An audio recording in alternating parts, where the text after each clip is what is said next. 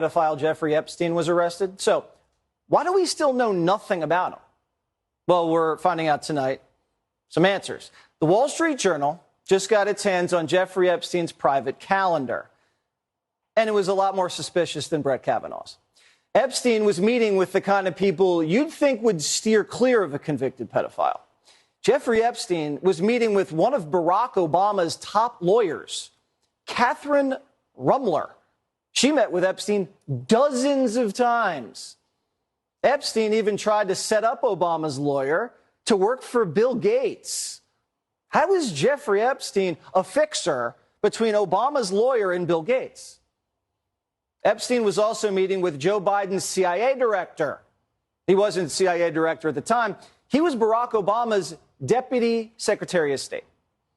William Burns was working for John Kerry at the State Department and meeting with Jeffrey Epstein, a known pedophile. And then Burns becomes CIA director. Today's director of the CIA went to Epstein's Manhattan townhouse where Epstein had sex with underage girls and, where he filmed other men having sex with underage girls. And William Burns went there and was then promoted to the director of the CIA. Now, I wonder if the future CIA director saw the portrait of Bill Clinton in a blue dress hanging in Epstein's parlor room. A few years later, Epstein was arrested and then hung himself in a jail cell while security cameras just happened to not be working, and the replacement guards just happened to fall asleep. And 2 years later, Biden just happens to pick William Burns to run the CIA. So what are we supposed to think? It's never been more clear. Epstein was an intelligence asset. Not only was he working for the CIA, Israeli intelligence, maybe even Russia intelligence. So was the American government allowing an asset to traffic and molest teenage girls all over the world for intelligence? Were we allowing Epstein to commit crimes against children for blackmail material? Well, we asked the CIA director, William Burns, why were you meeting with a convicted pedophile at his disgusting townhouse? And the CIA director said this: the director did not know anything about him, other than that he was introduced as an expert in the financial services sector and offered general advice on transition to the private sector. They had no relationship. So Obama's State Department official couldn't have asked anybody else in the entire country for help with a job in finance?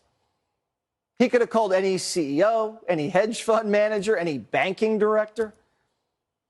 But he meets with Jeffrey Epstein, a guy that doesn't even really have a real business, a guy that doesn't even have a website, a guy that, as far as we know, only had one client, the CEO of Victoria's Secret. That doesn't add up, Burnsy.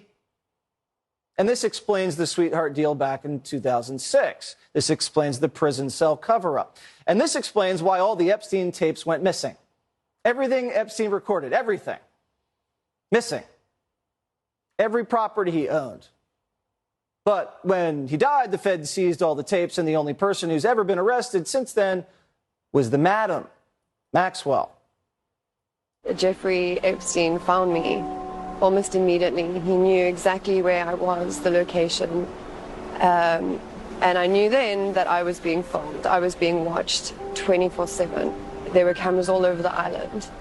So the CIA has all the sex tapes, and they've been blackmailing like crazy. This is the blackmail jackpot. Hours of video starring the world's most important people in Epstein Island, in the Manhattan townhouse, in the Palm Beach estate, in the New Mexico ranch. Bill Clinton was good pals with Jeffrey. Flew on the Lolita Express 26 times. Went to his private island. So when someone does something that doesn't make any sense, maybe it's because they don't want to be doing what they're doing. Maybe it's because someone's telling them what to do and threatening to release the tapes if they don't.